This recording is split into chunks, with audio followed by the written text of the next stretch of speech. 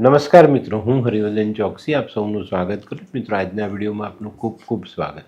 મિત્રો, રોજની જેમ આજે પણ જોઈએ કોણે શું કરવું શું ન કરવું. તારીખ 13/6/2026 શનિવાર. પહેલી રાશિ મેષ રાશિ. મેષ રાશિવાળાએ આજે શું કરવું? મેષ રાશિવાળાએ આજે હનુમાન ચાલીસા વાંચીને દિવસની શરૂઆત કરવી જોઈએ. શું નથી કરવાનું? મિત્રો, આજે કોઈ પણ વડીલનું અપમાન નહીં કરવું. આજના સહાયક દેવ લક્ષ્મીનારાયણ ભગવાન. વૃષભ રાશિવાળાએ આજે શું કહ્યું? વૃષભ રાશિવાળાએ આજે ઘોડાની સેવા કરવી જોઈએ. ઘોડાને ચણા ખવડાવવા જોઈએ. શું નથી કરવાનું? મિત્રો, આજે કોઈ પણ વ્યક્તિને કોઈ પણ પ્રકારની ખોટી સલાહ આપણે આપવી નહીં.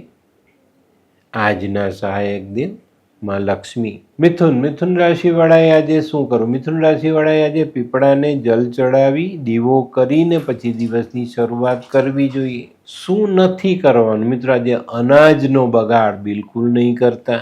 આજના સહાયક દેવ લક્ષ્મીનારાયણ ભગવાન. કર્ક રાશિ. કર્ક રાશિવાળાએ આજે શું કરવું? કર્ક રાશિવાળાએ આજે કોઈ મજૂરને પગરખાનું દાન કરવું જોઈએ. શું નથી કરવાનું? મિત્રો, આજે ઘરમાં કોઈ પણ પ્રકારનો ધુમાડો કરવો નહીં. આજના સહાયક દેવ ભગવાન શિવ. સિંહ રાશિ. સિંહ રાશિવાળાએ આજે શું કરવું? સિંહ રાશિવાળાએ આજે શનિની પૂજા કરવી જોઈએ. શનિને સરસવના તેલથી સ્નાન કરાવવું જોઈએ. કાળું વસ્ત્ર ધરાવવું જોઈએ. બદામ મરી જેવી વસ્તુ ભગવાનને દાનમાં આપવી જોઈએ. શું નથી કરવાનું? મિત્રો, આજે કોઈની પણ પાસે મફતમાં કિંમત ચૂકવ્યા વગર કોઈ પણ વસ્તુ લેવી નહીં. આજના સહાયક દેવ ભગવાન સૂર્યનારાયણ. કન્યા રાશિવાળાએ આજે શું કરવું? કન્યા રાશિવાળાએ આજે કાળા સફેદ તલ 1 મુઠ્ઠી જેટલા લઈ માથા પરથી ઓવારીને વહેતા જલમાં વહાવવા જોઈએ. શું નથી કરવાનું? મિત્રો, આજે કોઈ પણ કામમાં કોઈ પણ ફાયદા માટે જુઠ્ઠી ગવાહી આપવી નહીં. આજના સહાયક દેવ માં પાર્વતી અને માં લક્ષ્મી. આ કેવા ન્યૂઝ છાપે છે આ લોકો ધરતી. હા, શું હસ્યા કરો છો? આખો દિવસ પેપર વાંચો છો. તમને કઈ ચિંતા થાય છે કે નહીં? દુનિયાની ચિંતા હું શું કામ કરું? ગાંડો છું? લોકોની નહીં, આપણી દીકરીની ચિંતા. તેનું ગોઠવાતું નથી. હા, એની ચિંતા તો મને પણ છે, પણ શું કરીએ કઈ સમજાતું જ નથી. મમ્મી, પપ્પા. અરે મમ્મી, તમને ગમતા સમાચાર આપું. અરે શું? પપ્પા, હવે તમે મારી ચિંતા કરવાનું છોડી દો. કેમ? મારી પેલી ફ્રેન્ડ હતી ને, જે લગ્ન માટે છોકરો શોધતી હતી, પણ તેને યોગ્ય પાત્ર મળતું ન હતું. કોણ? પેલી નીલમ? હા, નીલમ. તેને માત્ર 3 જ મહિનામાં પોતાના માટે સુંદર, સુશીલ અને સંસ્કારી પાત્ર મળી ગયું. શું વાત કરે છે સોનુ? હા મમ્મી, એણે લાલ કિતાબ બનાવીને પોતાની જિંદગી બદલી નાખી. લાલ કિતાબ? હા પપ્પા, લાલ કિતાબ. તો ચાલો આપણે પણ બનાવીએ લાલ કિતાબ. શું તમારા સંતાન માટે યોગ્ય જીવનસાથી શોધી શકાય? હા, જો તમે તમારી કુંડળીનો અભ્યાસ કરી કુંડળીના ગ્રહોને બળવાન બનાવવા લાલ કિતાબના યોગ્ય ઉપાય યોગ્ય રીતે કરો છો તો તમારા સંતાનો માટે યોગ્ય જીવનસાથી મેળવી જ શકાય છે. તો ચાલો બનાવીએ પોતાના સંતાનોની લાલ કિતાબ.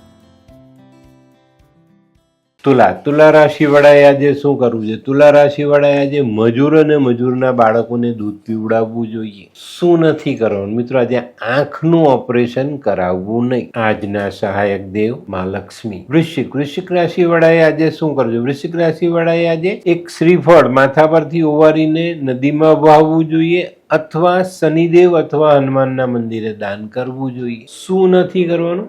ચામડાની વસ્તુ પહેરવી નહીં. આજના સહાયક દેવ ભગવાન શનિ અને ભગવાન કાર્તિકેય. ધનરાશિવાળાએ આજે શું કરવું? ધનરાશિવાળાએ આજે ભગવાન શિવનો દૂધ પાણીથી અભિષેક કરવો જોઈએ અને આમાં એક ચપટી કાળા તલ અવશ્ય નાખજો.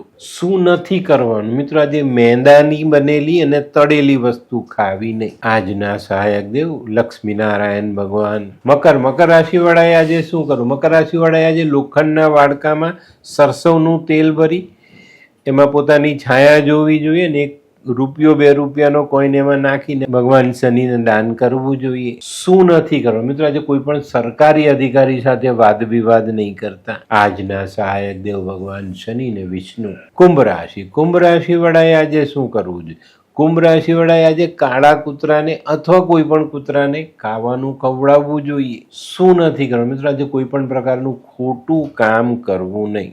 આજના સહાયક દેવ ભગવાન વિષ્ણુ અને ભગવાન શનિ. મીન રાશિ વાળાએ આજે શું કરવું જોઈએ? મીન રાશિ વાળાએ આજે ભગવાન શનિની આરાધના કરવી જોઈએ, ભગવાન વિષ્ણુની આરાધના કરવી જોઈએ.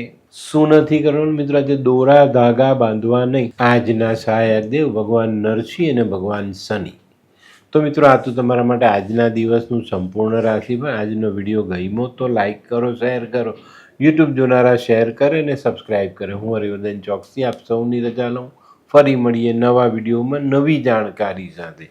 તો ચાલો બદલીએ જિંદગી. નમસ્તે.